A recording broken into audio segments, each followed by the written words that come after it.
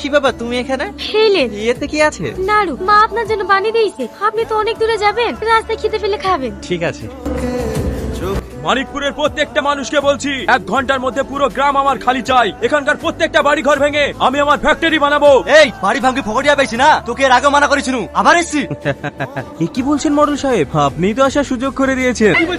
কি বলি তুই? অনেক টাকার অফার দিয়েছি তোদেরকে, কিন্তু তোরা এই জায়গা বিক্রি করতে চাসনি, তাই আঙুলটা বাকিয়ে টনিকে দিয়ে তোদের পুরো গ্রামকে গ্রাম ফ্রিতে করে নিয়েছি। খবরদার একটা ভালো ছেলে নামে দুর্নাম করবে। তোর তো গায়ে বাঁধবে, কারণ তুই টনির প্রেমে হাবুডুবু খাচ্ছিলি। তুই জানিস ও কত হারামি ছেলে? খবরদার আমার মেয়ের নামে একটা উল্টোপাল্টা কথা বলবি না। এই গ্রাম যে তোর নাম হয়ে গেছে, তার কি প্রমাণ আছে? প্রমাণ?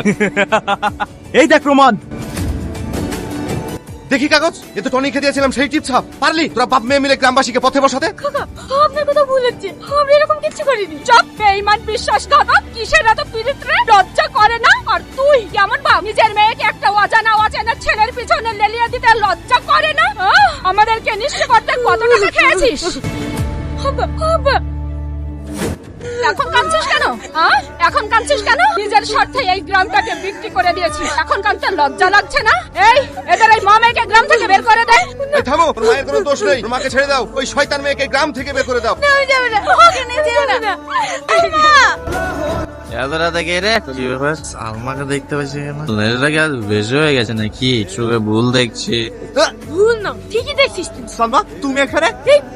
তোর লজ্জা করে না? গ্রামের সব মানুষকে রাস্তায় বসিয়ে এখানে ফুর্তি করতে, যে গ্রামের মানুষগুলো তোকে বিশ্বাস করে সবাই মাথার উপরে রেখেছিল, আর তুই সেই মাথা বিক্রি করে এখানে ফুর্তি করছিস? খুব আনন্দে আছিস তাই না? তোর জন্য, আর শুধু তোর জন্য আমার বাপটা আত্মহত্যা করেছে। কি মরুল সাহেব আত্মহত্যা করেছে? বল আমার গ্রামের লোক কি অন্যায় করেছে? মানিকপুরে যে সোনার গ্রাম ছিল, আমার চোখের সামনে তছনছ হয়ে যাচ্ছে। নিজের বাপটাকেও বাঁচাতে পারতাম।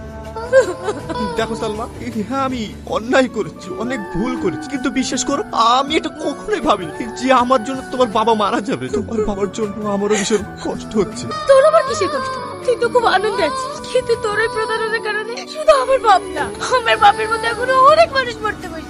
না না, আমি বেঁচে থাকতে ওই মানিকপুরের আর কাউকে মরতে দেবো না। যে হাত দিয়ে আমি সবার সম্পত্তি কেড়ে নিয়েছি, সে হাত দিয়ে আমি সবার সম্পত্তি সবাইকে ফিরিয়ে দেবো। কিন্তু ওই দলিলগুলো আছে শয়তান শাকিলের কাছে, তুমি কি করে ফিরিয়ে আনবে? সেটা আমি দেখে নেবো। আমি যেটা বলছি সেটা মন দিয়ে শুনো।